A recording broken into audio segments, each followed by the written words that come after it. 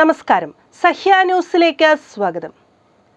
ആന്ധ്രയിൽ 8 വയസ്സുകാരിയെ സീനിയർ വിദ്യാർത്ഥികൾ കൂട്ടബലാത്സംഗം ചെയ്ത് കൊലപ്പെടുത്തിയ കേസിൽ പോലീസിന്റെ നിർണായക വെളിപ്പെടുത്തൽ. പെൺകുട്ടിയെ കൊലപ്പെടുത്തിയ സ്കൂൾ വിദ്യാർത്ഥികളായ 3 പ്രതികളും അശ്ലീല വീഡിയോകൾ കാണുന്നവരാണെന്നും ഇതിലെ രംഗങ്ങൾ അനുകരിക്കാൻ ശ്രമിച്ചതാണ് ദാരുണമായ കൊലപാതകത്തിൽ കലാശിച്ചതെന്നും പോലീസ് പറയുന്നു.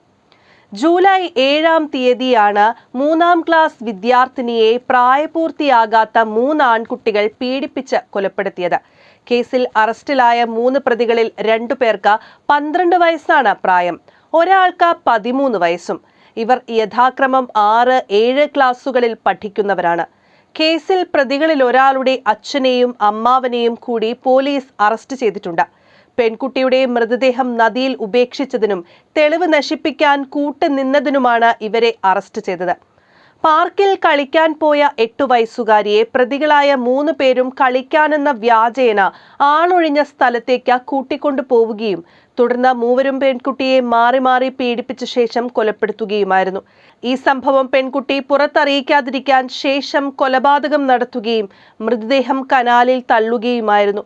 ഫോണിൽ പോൺ ചിത്രങ്ങൾ കണ്ടിരുന്ന ആൺകുട്ടികൾ ഇവ പുനരാവിഷ്കരിക്കാൻ ശ്രമിച്ചതിന് പിന്നാലെയാണ് ക്രൂര പീഡനങ്ങൾക്കിരയായി വിദ്യാർത്ഥിയെ കൊല്ലപ്പെട്ടതെന്ന് പോലീസ് പറയുന്നു. കുട്ടിയെ ക്ഷേത്രത്തിന് സമീപമെത്തിച്ചാണ് മൂവരും ചേർന്ന് പീഡിപ്പിക്കുകയും ശേഷം കഴുത്ത് ഞെരിച്ച് കൊലപ്പെടുത്തുകയും ചെയ്തത്. പിന്നീട് പ്രതികളിൽ ഒരാളുടെ പിതാവും അമ്മാവനും ചേർന്ന് കുട്ടിയുടെ മൃതദേഹം കല്ലുകെട്ടി കൃഷ്ണ നദിയിലെറിഞ്ഞു. തെളിവുകൾ നശിപ്പിക്കാനും ശരീരം കിട്ടാതിരിക്കാനുമാണ് ഇത് ചെയ്തത്. തുടർന്ന് ഇരുവരെയും പോലീസ് പിടികൂടി. കുറ്റകൃത്യത്തിൽ പങ്കാളികളായ മൈനർ പ്രതികളും പോലീസ് കസ്റ്റഡിയിലാണ്. കുട്ടിയുടെ മൃതദേഹത്തിനായി പോലീസ് തിരച്ചിൽ തുടരുകയാണ്. NDRF സംഘത്തിന്റെ നേതൃത്വത്തിൽ ഡ്രോൺ, അണ്ടർ വാട്ടർ ക്യാമറ എന്നിവയടക്കം ഉപയോഗിച്ചാണ് പരിശോധന. News desk, Sahya news.